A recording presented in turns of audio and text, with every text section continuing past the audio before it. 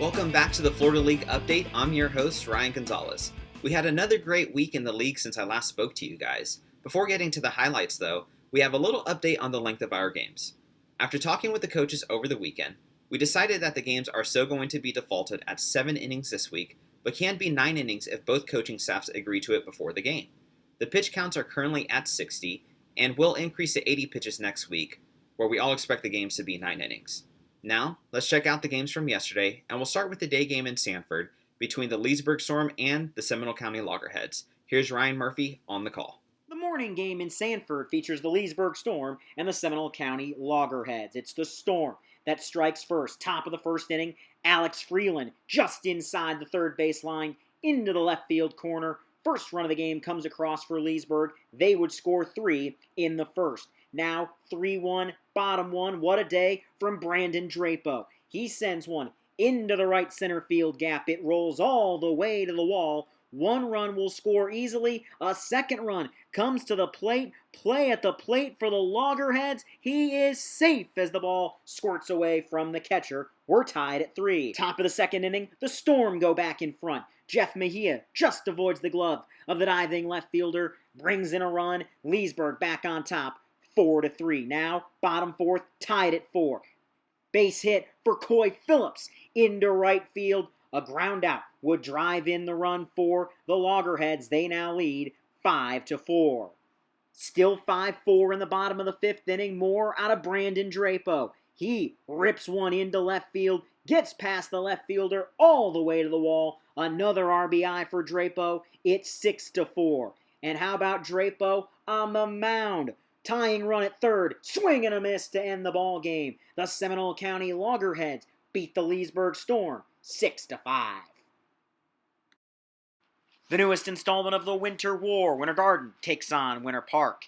Keegan Foe gets the nod for the Dogs. He was excellent. 5 strikeouts in 3 innings of work for the Dogs. Dogs leading 1-0 bottom 3. Cam Meehan adds to the lead as he sends one back up towards the middle. Dogs add to their lead 2-0. Ahead to the top of the 6th inning. Tying run on third, but Zach Camp freezes the batter for a strikeout. And then top 7. His name is Alexander Carpenter. He gets the strikeout to end the ball game as the Winter Park Diamond Dogs get back to 500. They knock off the squeeze in Sanford 2-1.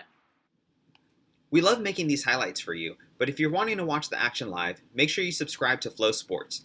If you're wondering what devices Flow Sports is available on, the short answer is pretty much all of them. Flow Sports is accessible online in the Chrome, Firefox, Safari, and Microsoft Edge browsers. They also have an app that is available to download on Android, iOS, Apple TV, Roku, and Amazon Fire TV. Now, it's time to go back out to Sanford for today's doubleheader between the Seminole County Loggerheads and the Seminole County Snappers.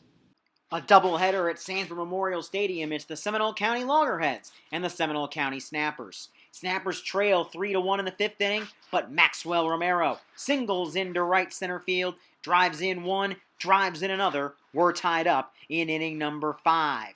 Later on in the inning, it's Giovanni Lorenzo, the Stetson Hatter, with a single that drops into center field. That would provide what proved to be the winning run, 4-3 Snappers. More from the top of the 5th inning.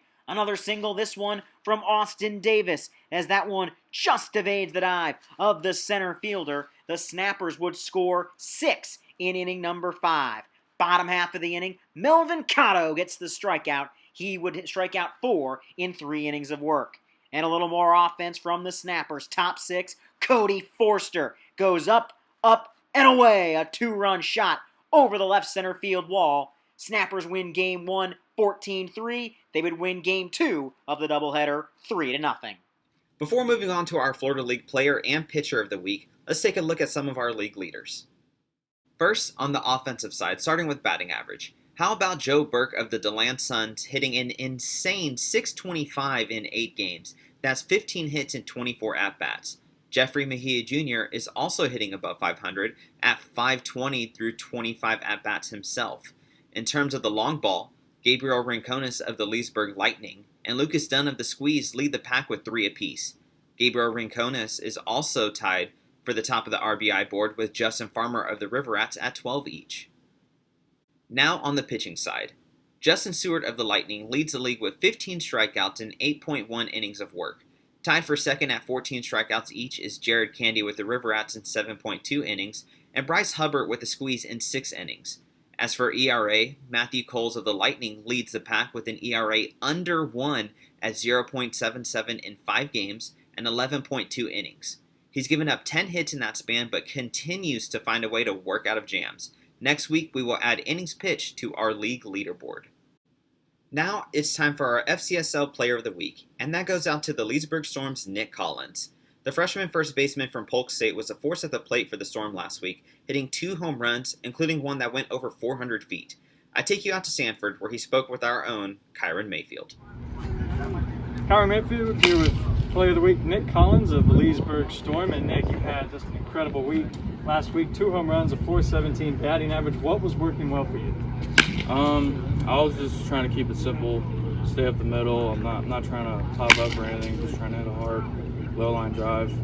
My teammates, they motivate me more than they know. I'm just trying to win ball games. And one of those home runs was against the River Rats, and you upset 3-2 win. What was that like, and how important was that in getting that big win? I think that was very important. They're pretty sure they're number 1 and number 2, and I think that was huge for our ball club to get the W.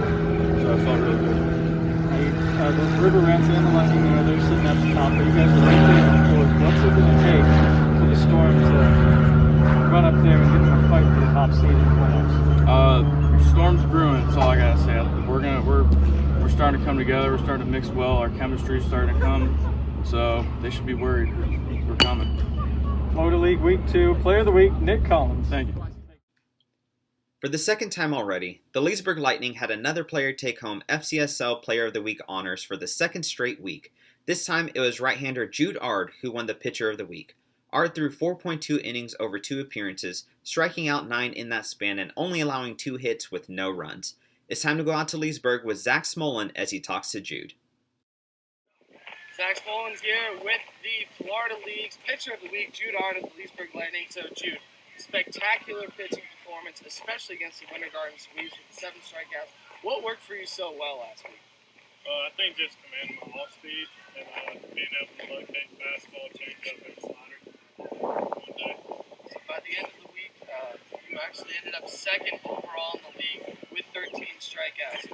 What kind of stuff's been working the best for you over that time? Has it been the off speed, location of the fastball? I think both. Kind of working inside and then throwing that slider, starting it inside, making them think another fastball's coming, maybe mixing it up. And finally, Jude, I've seen you on TikTok a little bit. How has TikToking affected your ERA? I think TikTok has helped, honestly.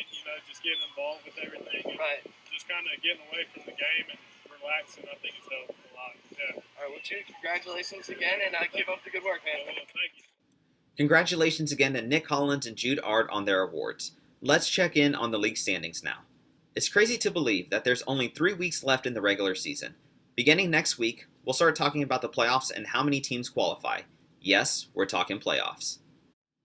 And that's it for this edition of the Florida League Update. Before you go, make sure to go to our channel and check out the Florida League Friday podcast with Matt McClure and Zach Smolin.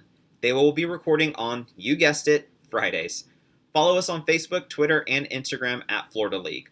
Also, follow the team accounts on Instagram and Twitter, as there are daily live updates throughout their games. Thanks for watching. We'll see you next week.